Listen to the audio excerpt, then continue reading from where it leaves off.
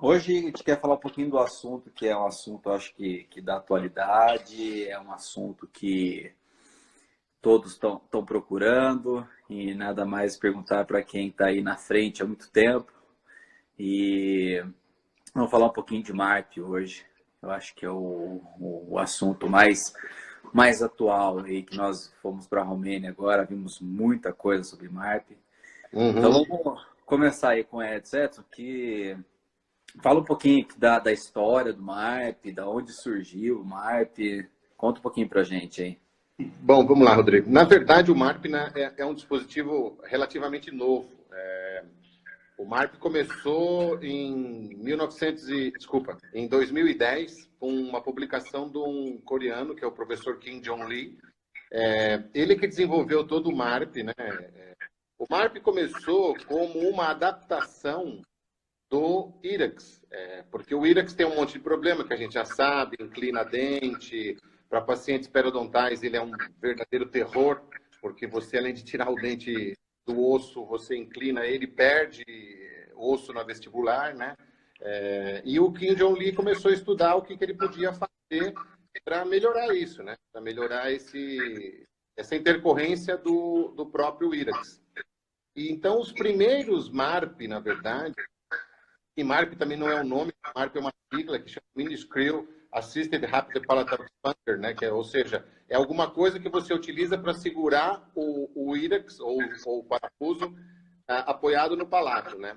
E aí o primeiro artigo dele, que na verdade é de 2011, ele começou estudos em 2010, mas está no American Journal e no JCO de 2010, 2011 e 2012, ele adapta um írax, solda uma argolinha para adaptar o mini implante, né? Então começou ali, foi vários trabalhos, vários estudos. Depois, em 2014, ou seja, 4 anos depois, o professor Moon Voon, que é um coreano também, que dá aula na Universidade da Califórnia, ele melhorou isso colocando um dispositivo totalmente criado para a ancoragem esquelética, ou seja, para a disjunção esquelética da maxila, que ele denominou de MSE. E o termo MSE também é um termo que ele chama o Fábio perguntou aqui do protocolo Alt-Hanek, depois a gente vai falar aqui, Fábio, só um minutinho. E aí ele colocou esse dispositivo que ele chama de MSE, que é Maxillary Skeletal Expander, porque, na verdade, quando você faz essa expansão da maxila, você, de verdade, você faz uma Lefort 4, porque você mexe em todos os ossos da face. Eu tenho um caso que a gente conseguiu a sutura maxilar, desculpa, a maxila faz sutura com 11 ossos da face. E a gente conseguiu abrir 7 suturas. Então, você imagina que, na verdade, é uma coisa bastante efetiva. Você consegue uma efetividade muito grande com esse dispositivo. A diferença do Moon para o do Kim Jong-lee é que, na verdade, o Moon propõe que o MARP seja bicortical. Ele propõe que tem que ter pelo menos 1 milímetro de corticalidade, de bicorticalidade. Alguns casos até ele coloca 2 milímetros. Isso, na verdade, melhora a efetividade do aparelho, melhora a disjunção, ela se torna totalmente paralela, não tem como não ser paralela, ela vai ser paralela, diferente do IRAX, diferente de um outro tipo de MARP, por exemplo, que o Benedict Williams usa, que na verdade não é um MARP, o Benedict Williams tem um nome que chama IRAX híbrido, ou HYRAX híbrido. Esse IRAX híbrido, ele nada mais é do que, como eu falei, um IRAX adaptado para você fazer. Ele só tem 2 mini implantes. Ele é posicionado mais anteriormente no palato, diferente do MARP, que é posicionado um pouco mais central. Tá? Então, basicamente, seria isso, a diferença e a história do MARP. Muita gente tem um pouco de medo do MARP e fala, você promoveu uma LEFOR, o que vai acontecer? O grande segredo do MARP é você usar a tomografia. Se você não usar a tomografia, é melhor nem começar a MARP. Eu vejo as pessoas fazendo MARP, às vezes, e não pede tomografia, e aí o que acontece? A pessoa depois pode promover um problema. Às vezes, você tem um paciente com um septo nasal que já era torto, vamos dizer assim, né? e não foi observado antes, e quando você faz a disjunção, o septo nasal vai só para um lado, ou seja, você acaba entortando o nariz do paciente, né? Então, você precisa explicar isso para ele. A gente só vê isso com a tomografia. Sem a tomografia, é impossível você ver isso. Se o paciente é um paciente que vai entender todas as limitações que você tem para trabalhar sem tomografia, aí você pode até fazer, mas eu não aconselho, não. Eu aconselho que você peça a tomografia, explique para o paciente, tem todo um diagnóstico, né? Eu sempre brinco, toda vez que eu falo alguma coisa, eu falo que na ortodontia, na verdade, são 3 itens, né? A gente tem que fazer diagnóstico, a gente tem que fazer diagnóstico e a gente tem que fazer diagnóstico. Porque sem diagnóstico não tem nada, né? Então, eu estou participando de um grupo que me colocaram aqui faz uma semaninha, chama um grupo fechado de ortodontia, tem vários professores, e por acaso essa semana questionou-se o MARP. Será que vale a pena você fazer o MARP? Será que você fazendo o MARP você não está sobrecorrigindo, você não está promovendo algum tratamento excessivo de alguma deficiência transversal da maxila? Eu volto a dizer para vocês, o que eu acho tem que ser diagnosticado, tem que ser bem indicado, e sendo assim, você vai explicar. Todo procedimento ortodôntico tem risco. Todo procedimento. Não existe um procedimento que não tenha risco. E você tem que explicar isso para o paciente. Eu acho que o X da questão é você explicar, né, Rodrigo? Se a gente não explica, é complicado você ir fazendo o tratamento sem ter uma explicação, né? Eu até indico sempre para as pessoas, falo, a melhor coisa que você tem para fazer com o paciente é sempre ter ele explicado. Quando você tem tudo explicado com ele, não importa o que você faça, ele vai acreditar e vai entender todas as limitações que você tem. Até emendando. Você também. Não, até emendando, uma coisa que eu já comentei há esse tempo atrás, eu queria saber a sua opinião sobre o sobreuso do MARP. Eu tenho visto assim muito, a gente vai em congresso, vai ver curso, e a gente vê um sobreuso assim muito grande do MARP, aqueles casos que nós tratamos até hoje, às vezes com uma pequena expansão, às vezes com um formato de arco, mudando o formato de arco já resolve. Uhum. E eu vejo assim, MARP, parece que está sendo colocado para poder mostrar, não sei, eu pelo menos eu estou tendo essa particularidade de ver vários casos com sobreuso de MARP. Não sei, qual que é a sua opinião sobre isso? Na verdade, é aquela história, né? A ortodontia vive de... eu falo que a ortodontia é igual a montanha-russa, né? Sobe, aí chega uma hora... Há uns anos atrás era a história do autoligado, resolvia tudo. Hoje a gente está com o MARP e também a história dos alinhadores. Então, o que eu acho, assim, a minha opinião pessoal você tem que avaliar o paciente. Pacientes com discrepâncias pequenas, que forem dentárias, não vale a pena você pôr o MARP. É melhor você usar um autoligado, como vocês trabalham muito melhor do que eu, e autoligado passivo. Até se você colocar um autoligado passivo, você vai ter um arco mais bonito. E não é necessário você colocar o MARP. MARP é para problemas esqueléticos, onde você tem um problema esquelético, tem um problema transversal esquelético. Dentário se resolve com outra coisa, entendeu? Se resolve com autoligado, às vezes até um outro tipo de aparelho, mas não o MARP. O MARP é para problema esquelético, né? O Fábio aqui está perguntando se você tem algum problema. Quando a gente tem problema com algum lugar que você tem falta de tomografia, melhor não fazer. Eu sou meio direto, assim. Eu acho que se a gente não tiver a ferramenta, não adianta a gente começar. É melhor a gente ter exatamente fazer a tomografia. Aí o outro Fábio aqui, o Fábio S., está perguntando sobre o diagnóstico correto. Na verdade, Fábio, o diagnóstico correto da deficiência maxila, eu utilizo da Universidade de Penn, que é da Universidade da Pensilvânia, que quem desenvolveu esse protocolo foi agora me fugiu o nome dele. O Vannersdal, Robert Vannersdal. O Vannersdal, na verdade, era um ortodontista com toda a formação em periodontia. Então, por isso que ele tem vários trabalhos nessa área de avaliação transversal da maxila. Eu acho que o melhor é você sempre ter a maxila 5 milímetros mais larga do que a mandíbula. Então, se você tem isso menos, você vai avaliar até 1 ou 2 milímetros, eu diria que você faria alguma coisa com expansão do arco.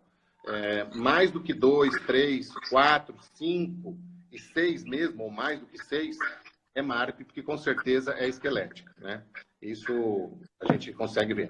E o que ele tinha perguntado antes também, falar sobre o protocolo Hamek. O protocolo Hamek é aquele que você abre, fecha, fecha, fecha, fecha. Abre, fecha, fecha, fecha. É para permear as suturas, para você poder ter uma efetividade maior na hora de fazer a disjunção. Eu acho um protocolo um pouquinho agressivo, porque você... eu fiz uma vez só, para dizer a verdade. E quando você faz isso no paciente, promove um pouquinho de dor, porque você abre e depois você fecha de novo a sutura. Aí você abre de novo e você fecha de novo. Isso é um pouquinho mais complicadinho. Eu prefiro fazer o protocolo normal, que com o MARP consegue abrir isso numa boa e que ela seja paralela. Né? O que você achou da explicação?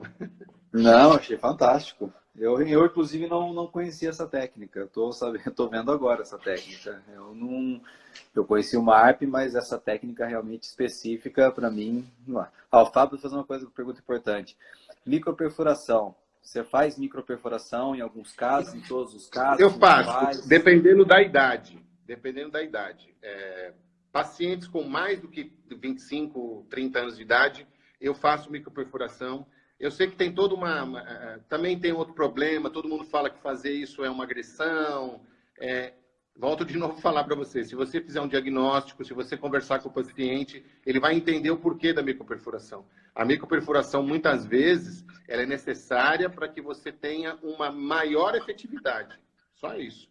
Você tem uma maior efetividade do sistema, da disjunção, então por isso que você faz ela. A professora Cristina Teixeira, da NIU, da Universidade de Nova York, ela tem todo um trabalho mostrando isso, do porquê, grande Gilberto, um abraço para você, cara. Tem todo um trabalho falando sobre isso, sobre o porquê da microperfuração, tá? Então, para quem gostar de ler, tem um trabalho dela no American Journal, chama Cristina Teixeira, é da Universidade de Nova York, e ela teve no EEO, que o Fábio estava lá também, em Washington. Ela explicou várias coisas sobre isso. Então, é bastante legal ler sobre isso também. Então, a microperfuração, para mim, pacientes com mais do que 25 anos tem que fazer para ajudar. E você tem feito microperfuração com que material? Eu faço com o próprio mini implante. Eu acho que é tranquilo, você não tem problema, você faz ele 2, 3 milímetros. Tem alguns autores, tem um ortodontista no México, o Eduardo Crespo. O Eduardo faz até 5 milímetros. Eu acho que também não precisa, isso já também é um pouquinho complicado. Eu acho que 2, 3 milímetros já está bom. Tá? Em toda a sutura, viu, Fábio? Você faz ao longo da sutura. Tem alguns dispositivos que você pode fazer um guia. Você faz um guia onde você vai perfurar. Tá? Também não pode ser uma perfuração muito próxima uma da outra. Você tem que fazer a perfuração com distâncias entre 2 a 3 milímetros também. Você distancia as perfurações entre 2 a 3 milímetros. Isso também ajuda a você ter uma melhor efetividade, né? Ou seja, tudo que você puder ajudar é melhor. Existe também o Propel, que o pessoal... a Cristina Teixeira é uma das desenvolvedoras do Propel também, né? O Propel pode ser utilizado, quem tem o Propel pode utilizar, não tem problema nenhum. Não tenho nada contra o Propel. Eu acho que o Propel é uma ferramenta bastante eficiente. O único problema, que me desculpe o Daniel Ramos, que se estiver me escutando ele vai ver, é o custo. O custo é um pouquinho mais complicado. O custo aqui no Brasil é mais complicado. Então, eu prefiro usar o mini implante, que ajuda bastante nisso. Né? Então, sim, com certeza. a gente vai fazendo assim. E você prefere fazer com motor? Ou Não, motor de implante? não, Ou manual. faz manual? Manual, viu, Rodrigo? Manual. Manual. Usa o adaptador para contra-ângulo e aí a gente coloca o adaptador para contra-ângulo e faz isso daí. Sim, tá. É, porque até o contra-ângulo, o motor não são todos que tem, né? Porque, na verdade, nós estamos falando de ortodontistas e não são todos que têm motor e investir no motor hoje. É igual um adendo, né, que eu vou fazer. Muita gente fala para mim assim, eu vou utilizar motor para colocar, sei lá, um extraovular. Eu falo, não é qualquer motor que você vai colocar. Exato, Por exemplo, os exato. motores hoje para colocar mini implante, eles vão até o quê? 25, 30 newtons, 35 newtons. O motor para implante, ele gera em torno de 40, 45 newtons. Se você fala de um motor que gere 50 newtons, que é o que nós precisamos, é um motor que você vai pagar 10, 12, 15 mil reais. Ou seja, você vai comprar um motor para fazer só isso. Eu acho que custo-benefício não vale a pena. Por isso Não, até que a gente fala muitas vezes de fazer manual, porque o custo concordo, é muito alto e concordo. você vai investir muito para usar muito pouco. Agora, se você falar, não, sou implantodonista, eu utilizo muito, aí vale a pena. Aí você tem um consultório, aproveite e use. Mas não vai Sim. investir para isso. Não concordo. Outra dificuldade que a gente tem aí é que às vezes a pessoa, o ortodontista, ele é meio medroso. Ele tem medo de manipular um mini implante, tem medo de manipular até o motor, né? Nem se fala isso ainda. Mas o ortodontista precisa entender de que ele precisa fazer, viu? Porque às vezes, se você terceirizar esse serviço, por favor, se você terceirizar isso, fique do lado do seu cirurgião, do seu periodontista, porque ele pode colocar no lugar que fique mais cômodo para ele, né? E não que seja melhor para você. Exato. Sim. Então, é isso que a gente... O Fábio está perguntando, está falando aqui qual é a diferença do titânio e do aço. Eu acho que em termos de fazer essas microperfurações,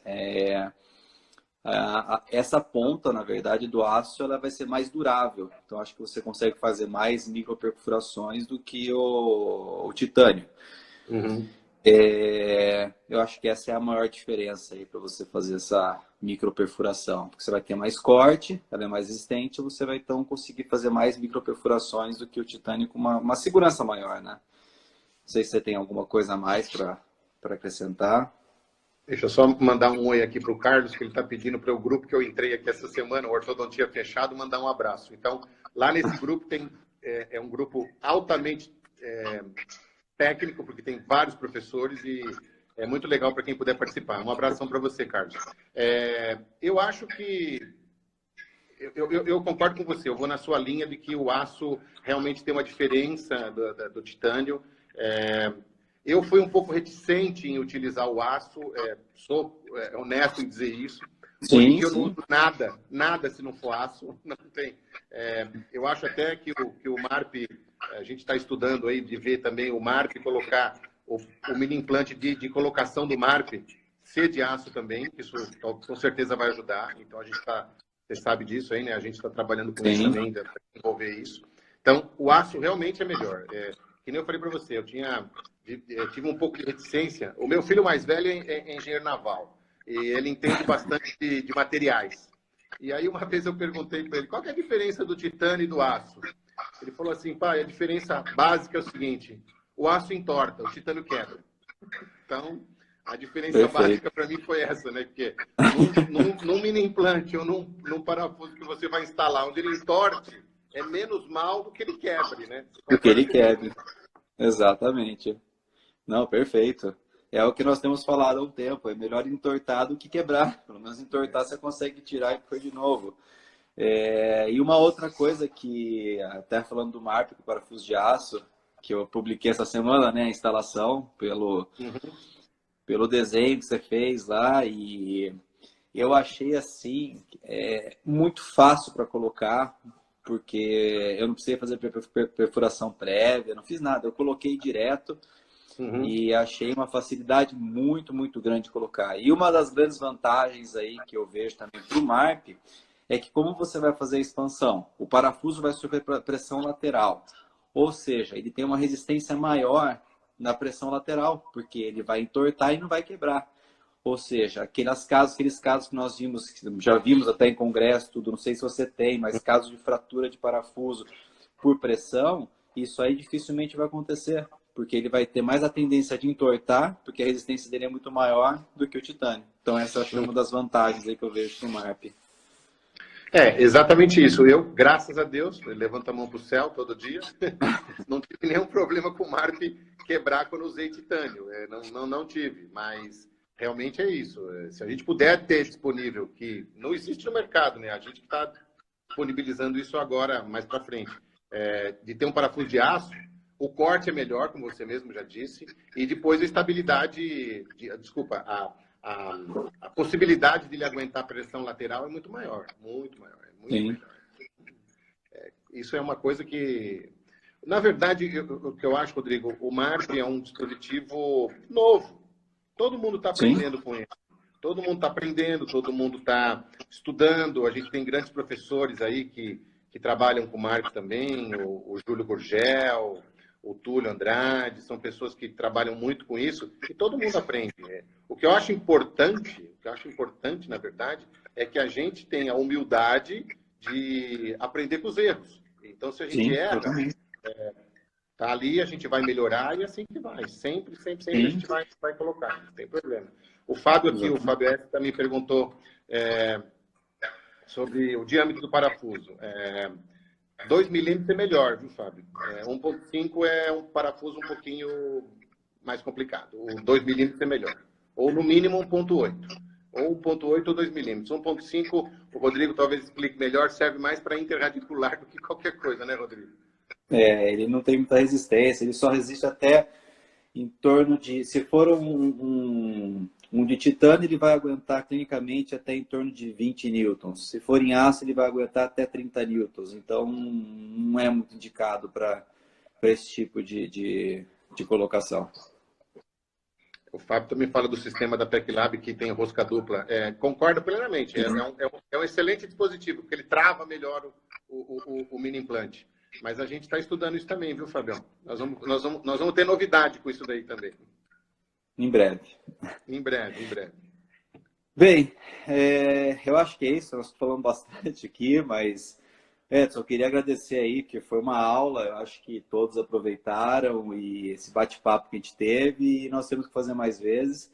E eu pedi para o pessoal aí, se tiver alguma sugestão de tema, coloque embaixo aí. Que toda semana nós vamos estar fazendo uma live, toda semana vamos falar de um assunto diferente. Semana passada falamos de alveolar, hoje falamos de MARP, e cada vez nós vamos falar de um assunto de ortodontia em geral. E se alguém tiver alguma sugestão, coloquem aí que vai ser bem-vinda.